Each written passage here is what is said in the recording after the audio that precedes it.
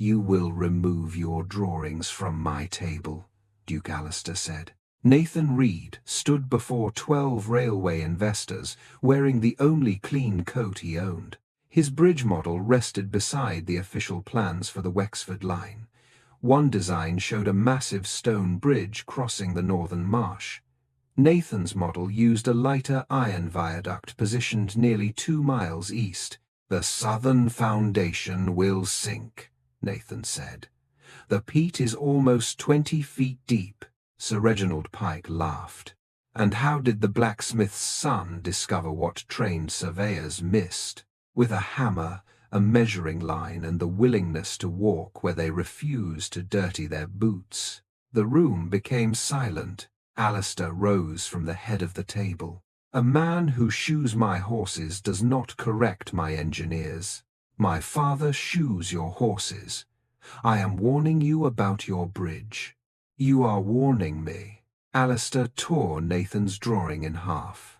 "By sunset, your family will leave Wexford land." Lady Eleanor stepped forwards. "Father, his calculations are correct. Go upstairs. You have not even examined them." "I will not discuss railway engineering with my daughter and a labourer." Nathan gathered the torn pieces from the table. 6 years later, the first locomotive crossed the Northern Valley. The Duke stood beside a private platform built at enormous expense. A brass band waited beneath the Wexford banners. Servants held trays of champagne for the investors Alistair had invited. The engine approached. It did not slow. Neither did the second train, nor the third. Alistair turned towards the station master. "Why are they not stopping?" The man looked down the track towards the crowded public station 3 miles away. "Because Mr. Reed designed the route, Your Grace."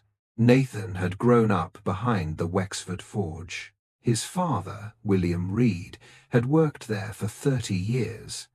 He repaired the Duke's carriage wheels, forged hinges for the estate gates, and rebuilt farming tools whenever the harvest machines failed. William never apologized for being a blacksmith.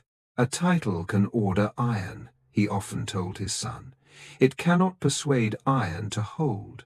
Nathan learned early that metal revealed the truth quickly. Strike weak iron and it cracked. Load a badly balanced wheel and the axle bent. Build upon poor ground, and no family crest could stop the foundation from sinking. By 12, Nathan could repair a plough. By 16, he could calculate how much weight a wagon axle would carry. By 20, he was rebuilding pumps, reinforcing wooden bridges, and designing improvements for machines he did not own. His education came from discarded books. The Wexford Library regularly removed damaged volumes from its shelves. Lady Eleanor rescued several and carried them to the forge beneath her cloak. "You cannot keep taking books," Nathan told her one winter afternoon. They were going to be burned. "That does not make them yours. It makes them less useful in the fireplace than in your hands." She placed a book on bridge construction beside his hammer. Nathan wiped the soot from his fingers before opening it. "You understand half of these equations?" Eleanor asked. "Less than half." "Then why are you smiling?" "Because yesterday I understood none." Their friendship developed between the library and the forge. Eleanor brought him books on geometry, geology, and mechanical design. Nathan repaired her scientific instruments and built small models to explain what he had learned. They were never treated as equals. Eleanor entered the castle through the marble hall. Nathan entered through the service yard. She was served dinner beneath chandeliers. He ate beside the forge. But when they studied a problem together, neither title nor poverty altered the answer. The proposed railway changed Wexford. Duke Alistair believed it would restore the estate's political and financial power. His plan included a private station near the castle, a coal depot controlled by the Wexford family, and warehouses leased only through his agents. Every merchant using the line would pay fees to the estate.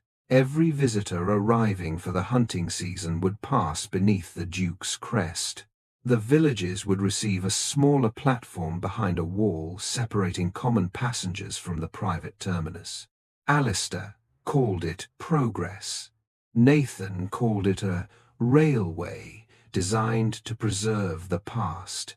The official survey route crossed the northern marsh before turning towards the castle. Nathan knew the ground there. Horses sank to their knees after heavy rain. Stone walls shifted every winter. He began testing the soil at night. He drove narrow wooden rods into the earth and recorded the depth at which they reached firm ground. He measured water movement after rainfall and compared it with old drainage maps. The results were consistent.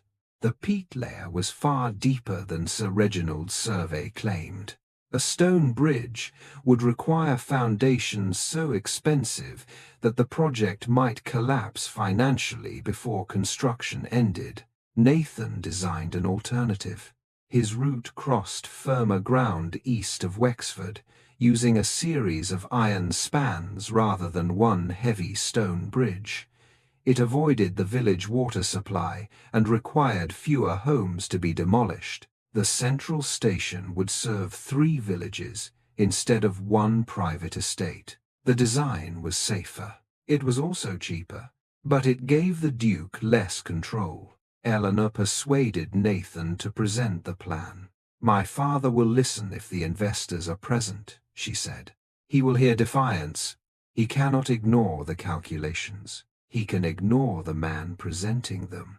Eleanor looked at him. "Then let the work make him ashamed to try." Nathan entered the railway meeting through the servants' corridor. Sir Reginald had already placed his stone bridge model on the table. Nathan waited until the engineer finished describing the private station and the expected profits. Then he presented his survey. At first, the investors listened. One asked about the soil depth. Another examined Nathan's cost estimates. Sir Reginald realized the room was taking the blacksmith's son seriously. He questioned Nathan's instruments. Nathan explained each measurement. Reginald questioned his lack of certification. Nathan admitted it. "I have no formal qualification. That does not change the ground." Alistair's face hardened. "You have exceeded your position. My position will not hold the bridge upright." Laughter came from one end of the table, not at Nathan, at the Duke. That was the moment Alistair stopped hearing engineering. He heard humiliation. He tore the drawing and ordered the Reed family removed from Wexford. William was working at the forge when the estate officer arrived. The officer handed him a dismissal order and demanded the keys to the cottage. William read the page once. "For what offence?" "Your son insulted his grace before investors. My son warned him that people may die." He spoke beyond his station. William removed his leather apron.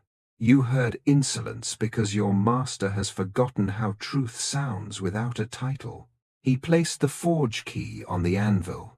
The family was given until sunset. Their entire life fitted into one wagon. William's hand tools, Nathan's books, 2 blankets, cooking pots, a wooden chest, the remains of Nathan's model, 30 years of belongings from a cottage they had never been permitted to own. Eleanor reached the forge before they left. She carried money and a letter. Nathan saw the coins first. "No, you will need them. We will earn what we need. This is not charity. It will be called charity the moment my name is attached to it." She closed her hand around the money. Nathan immediately regretted the sharpness in his voice. Eleanor gave him the letter instead. "Thomas Avery is an engineer in Manchester. He needs apprentices. He once worked with my uncle." Nathan took the envelope. Did you ask him to accept me? I asked him to examine your work. That is different. Yes. Alistair appeared at the forge entrance. Eleanor returned to the house. She faced her father. You are throwing away the only person who told you the truth. I am removing a man who has confused your attention with importance. Nathan stepped between them. Do not speak about her as though she created this. You will not address my daughter. Nathan looked at Eleanor one final time. Go inside. She recoiled. You sound like him. No, I know what he can still take from you. And what has he taken from you? Nathan looked towards the wagon. Enough. William climbed into the driver's seat. Nathan placed Eleanor's letter inside his coat and left Wexford without looking back. Behind him, Alistair ordered the bridge model burned in the forge yard. Thomas Avery did not welcome Nathan warmly. He examined the surviving pages of the bridge design and asked questions for nearly 2 hours. Nathan answered most. He failed several. You understand structures, Thomas said. You do not yet understand professional responsibility. I warned Wexford. You made calculations alone, using homemade instruments, and presented them without independent verification. The ground was still unsafe. That does not make your method complete. Nathan's pride rose immediately. Thomas noticed. If you need constant praise, return to the forge. If you want to become an engineer, begin by accepting that being correct once does not make you qualified forever. Nathan nearly left. William stopped him outside the office. Was he wrong? No. Then why are you angry? Because he spoke as though I know nothing. You do know nothing compared with what you want to build. Nathan looked at his father. William shrugged. Good news. Ignorance can be repaired. Nathan returned the next morning. Thomas assigned him to count rivets. For 2 years, Nathan performed work no investor would notice. He inspected timber, recorded wagon weights, measured bolts, copied survey maps, carried equipment through rain, learned formal mathematics at night. He made mistakes. On his first small bridge assignment, Nathan underestimated vibration at a central joint. The structure began shaking when loaded wagons crossed at speed. No one was injured. Thomas expected Nathan to defend himself. Instead, Nathan requested the bridge be closed. The repairs delayed the project by 3 weeks and cost more than Nathan earned in a year. He signed the correction report himself. Thomas later asked why he had not blamed the metal supplier. Because the joint was mine. That answer may cost you future work. Then the future work should go to someone who accepts responsibility. After that, Thomas gave him larger assignments. Nathan earned his certification. He became an assistant surveyor, then a bridge engineer. William opened a small forge near the industrial district and began supplying tested fittings to railway projects. He refused special treatment from his son. If my iron fails inspection, reject it. Nathan did. William made the batch again. Eleanor remained at Wexford. Her father restricted her access to the railway meetings and removed technical books from her rooms. He arranged introductions to wealthy men and encouraged her to forget Nathan. She refused every proposal, not because she intended to wait helplessly for him, but because each match required her to become a decorative extension of another estate. Instead, she began visiting the villages affected by the planned railway. She learned which homes would be demolished, which wells would be contaminated, and which tenant agreements gave families no right to compensation. Alistair accused her of stirring discontent. I am recording what your engineers have not asked. Those matters are handled by the estate. The estate is the reason they are afraid to answer honestly. You are my daughter. I am also standing in houses you intend to remove. Alistair cut her allowance. Eleanor sold several pieces of jewelry and used the money to establish a small legal advice office with a retired clerk. She did not send Nathan money. She did not ask him to rescue her.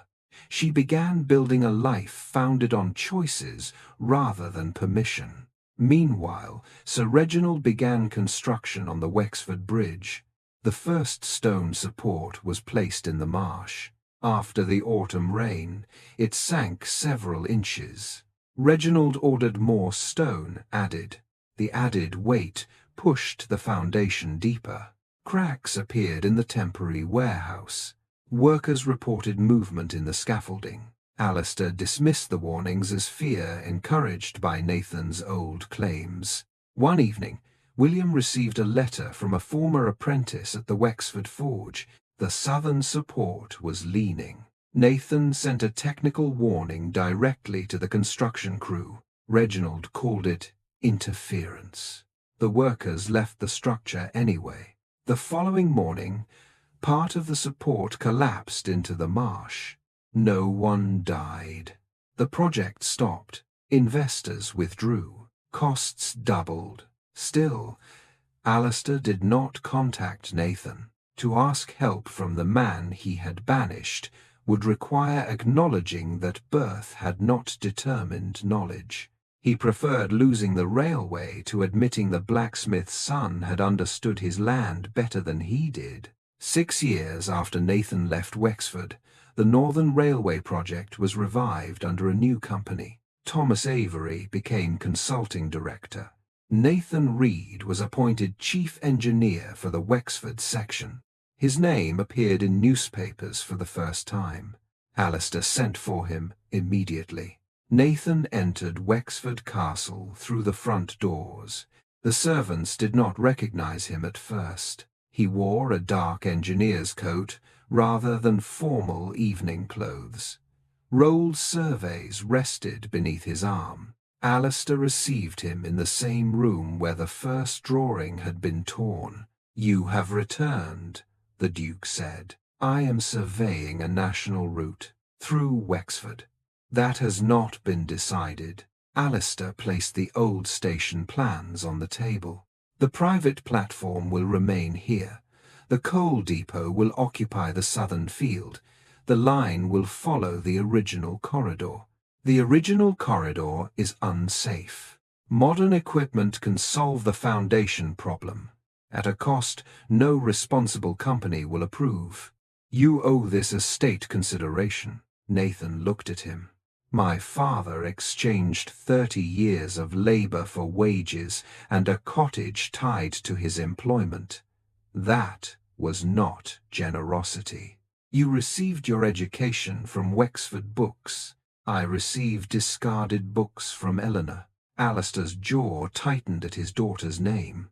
"I will not permit the railway to enrich villages that exist because my family allowed them to. They exist because people built them.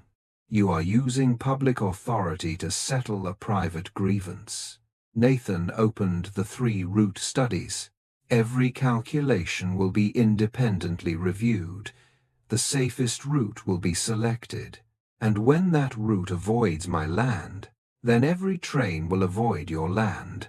For the first time, Alistair understood that Nathan no longer needed his permission to speak.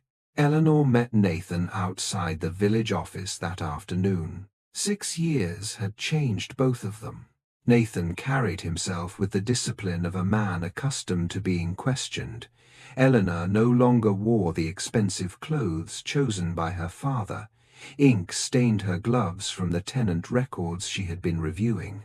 "You came back," she said. "For the railway." "Only the railway?" Nathan looked towards the castle. "I learned not to build upon unstable ground." Eleanor understood the warning. "I am not my father." "No, but you still live beneath his roof." "Not for much longer." She showed him the village compensation register. Nathan read the first pages. You prepared this? With the families. These relocation figures are higher than the company estimates. The company counted buildings. I counted what people lose when a building disappears. He looked at her. For years, Nathan had remembered the young woman bringing books to the forge. The woman standing before him no longer needed to be remembered through kindness. She had acquired expertise of her own. I need someone to review every household affected by the Eastern Route, he said. Are you offering me employment? I am asking whether your work can withstand professional examination. Eleanor almost smiled. That sounds familiar. It was useful when Thomas said it to me. I accept. Nathan held out the register. As a paid consultant. Not as the Duke's daughter. As Eleanor Wexford, if that is the name you intend to use. For now, their hands touched over the pages. Neither spoke about the forge, the banishment, or the feelings that had survived the years between them. There was too much work ahead to build anything upon memory alone. Nathan's final survey gave the railway company two viable choices. The western route passed near Wexford but required deep foundations, higher maintenance costs, expensive land fees, a private station controlled by the Duke, removal of more than 60 tenant families. The eastern route was slightly longer, but offered firm bedrock, a lighter iron viaduct, a public station serving 3 villages, lower long-term maintenance, open freight access, fewer forced relocations. Alistair rejected every condition required to make the western route acceptable. He refused to lower the land price. He refused a public station. He refused independent tenant compensation. He demanded exclusive control of the freight market. Nathan presented both routes to the railway board. He did not mention the humiliation his family had suffered. He did not ask the board to punish Wexford. He displayed the costs, risks, and projected public use. The engineers voted. The eastern route was approved. Construction began 3 miles from the Duke's private platform. When the first iron supports rose over the valley, Alistair watched from the castle hill. He still believed influence would force the company to change course before opening day. Nathan stood beside the new village station as workers laid the final section of track. William examined the iron fittings. Eleanor reviewed the market leases. In the distance, Wexford's unused platform waited beneath freshly painted banners. The first test engine appeared beyond the ridge. Its whistle crossed the land.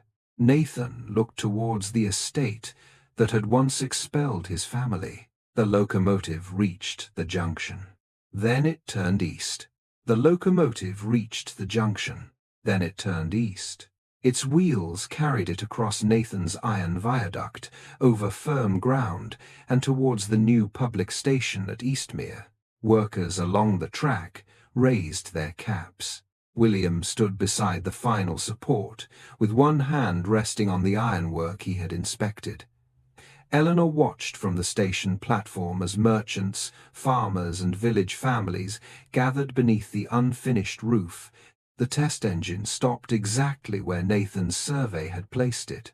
3 miles away, the private Wexford platform remained empty. Alistair watched from the castle hill. "This is only a trial," he said. His steward did not answer.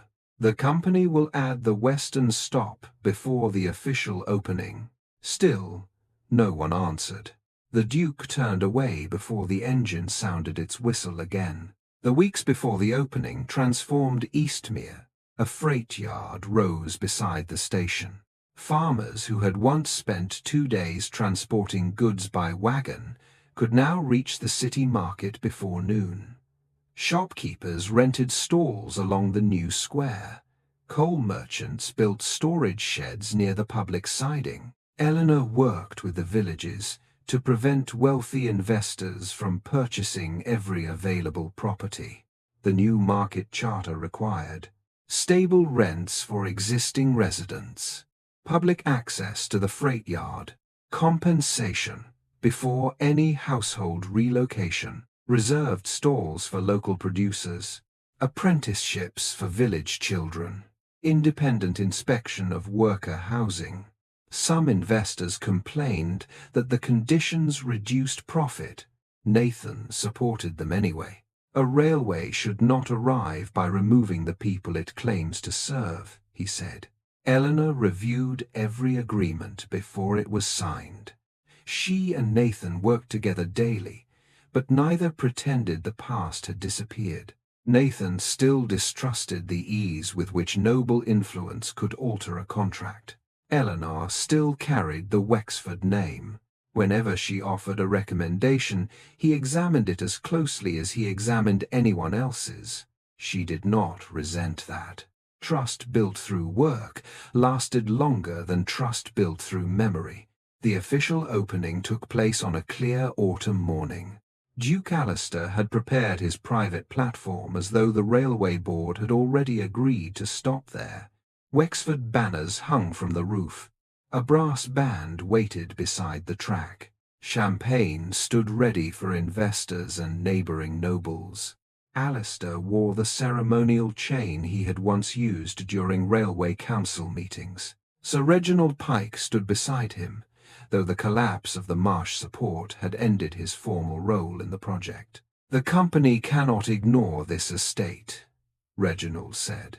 "They require Wexford coal. They require access to the northern fields," Alistair replied. "The train will stop." The distant whistle sounded. Servants straightened. The band raised its instruments. The first passenger train appeared beyond the trees. It approached the platform at full speed.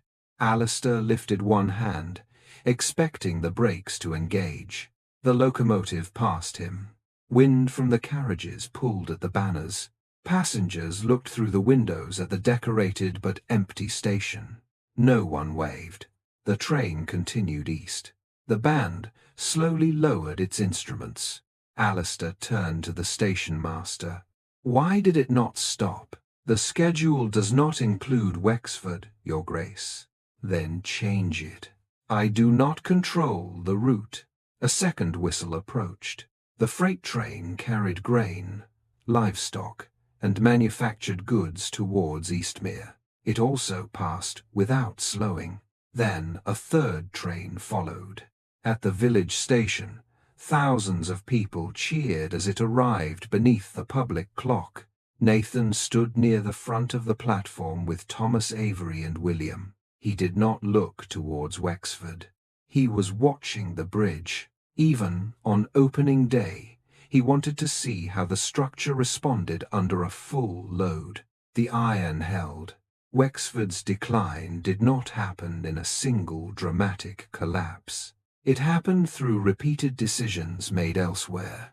Merchants moved their warehouses closer to Eastmere. Coal buyers refused the cost of transporting Wexford fuel by wagon when competing mines could load directly onto trains. Visitors attending the hunting season chose estates with railway access. Young workers left the villages surrounding the castle and found employment in the new station district. The winter fair shrank. The London house became too expensive to maintain. Alistair sold it. Next came several paintings, then the finest carriage horses. He reduced the castle staff and cancelled the annual hunt. The private platform remained polished and unused. Every train that passed reminded him that land alone no longer guaranteed control over movement. Eleanor visited the castle only when estate business required it.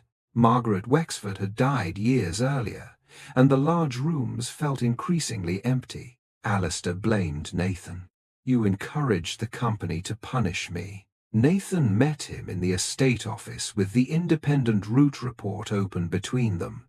The western route required deeper foundations, higher maintenance, and the removal of 63 families. You could have modified it. I offered modifications. You demanded that my station serve the public. A railway built with public authority should serve more than one household. You demanded compensation for tenants. They would have lost their homes. They live on Wexford land.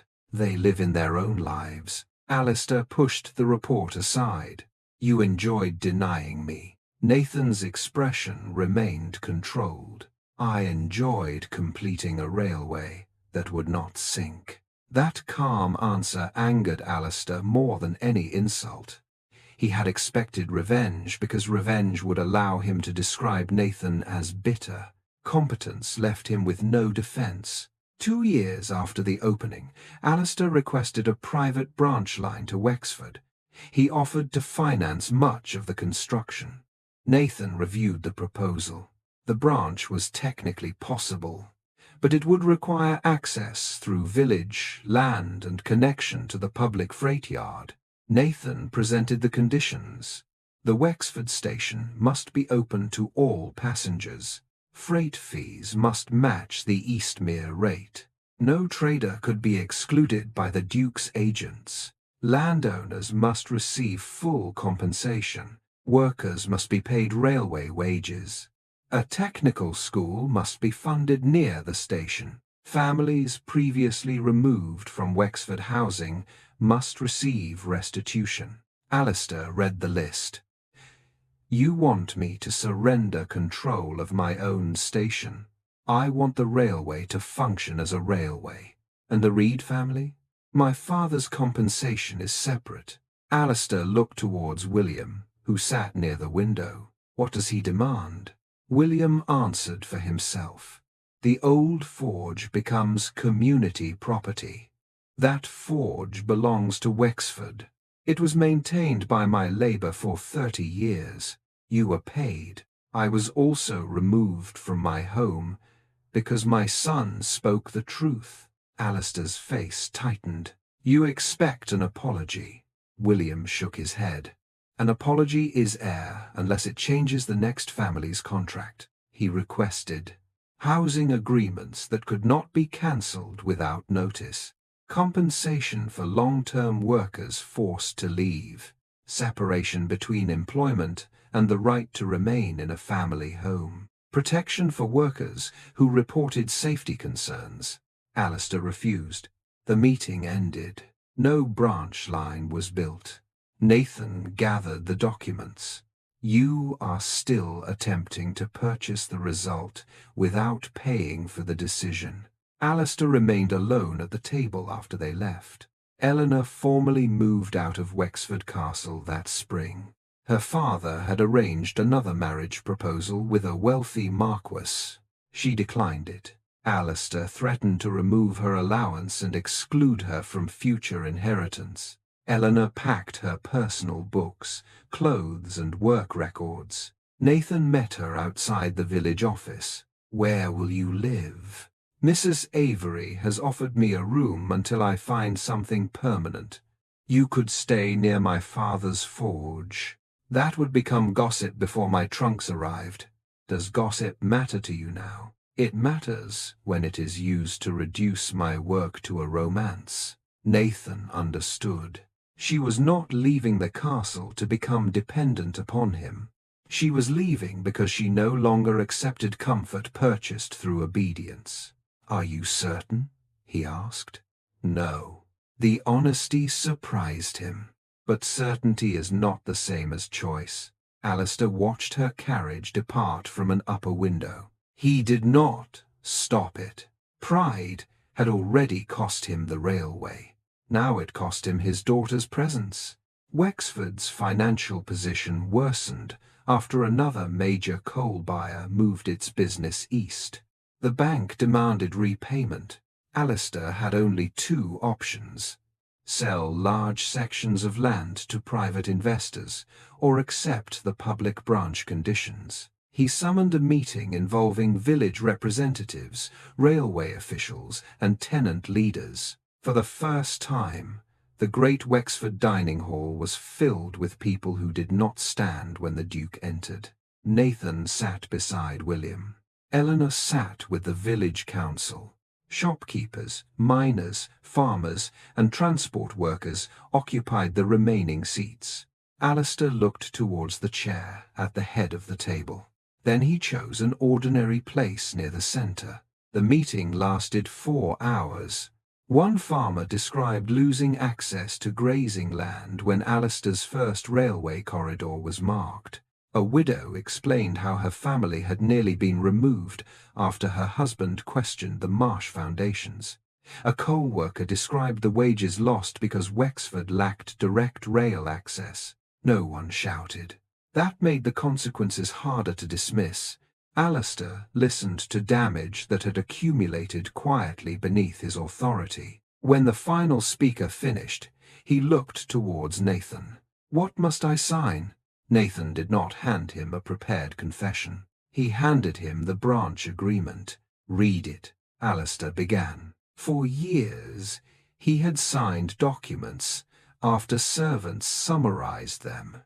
Now, every clause required him to confront what he had refused before. Public access, fair fees, worker representation, tenant compensation, safety reporting, apprenticeships open regardless of birth. He signed each page. William placed the Labour Housing Agreement beside it. Alistair signed that too. Only then did Nathan approve the engineering survey. Construction of the Wexford branch began the following summer. It was smaller than Alistair's original private terminus. There was no exclusive waiting room. No wall separated noble passengers from villagers. The freight yard belonged to a public cooperative. The old forge became a training workshop where apprentices learned metalwork, machinery repair, and railway maintenance. William supervised its opening, but refused the title of director. "Give that to someone who enjoys meetings," he said. The branch station opened without banners bearing the Wexford crest. Instead, the entrance displayed the names of the villages that had funded and used it. Alistair attended the ceremony. He was not invited to cut the ribbon. Eleanor gave the opening address. Nathan stood beside the new apprentice class. Before the first train arrived, Alistair stepped forwards. The crowd quietened reluctantly. He looked towards Nathan, then William. "I rejected Nathan Reed's design because I believed knowledge required permission from birth." No one moved. Wexford lost 6 years, its railway and the loyalty of many people, because I valued obedience above truth. His voice remained steady, though the admission stripped away the authority he had protected for so long. "I punished an entire family because a young man corrected me in public." He turned towards William. "No payment restores the years I took." William did not offer forgiveness. "That is true." Alistair nodded. He signed the final transfer, granting the forge to the community, and resigned from the district land council. The train arrived moments later. This time, it stopped, not because a duke had demanded it, because the public route justified the station. Nathan and Eleanor married the following year. The ceremony took place at the Eastmere village church. There were no royal guests and no Wexford procession. Eleanor did not ask her father to lead her down the aisle. She entered beside William and several of the first railway apprentices. Alistair attended alone. He sat near the back. Nathan saw him, but did not move him to a place of honor. Eleanor did not exclude him. Neither did she allow his presence to redefine the day. After the ceremony, they traveled by train to Nathan's next bridge project. At the station, Alistair joined the ordinary queue. He purchased his own ticket. There was no private carriage waiting. He entered a second-class compartment beside a farming family whose relatives had once rented Wexford land. The eldest child stared at his formal coat. "Are you a duke?" Alistair looked through the window towards the forge, the station, and the crowded market that now existed beyond his control. Yes, then why are you sitting here? Alistair considered the question. Because this is where the train stops. Across the platform, Nathan helped Eleanor into another carriage. He did not look like a blacksmith's son who had escaped his place. He looked like a man who had built one. The whistle sounded. Both trains departed on tracks that no title could command, and no prejudice could hold back.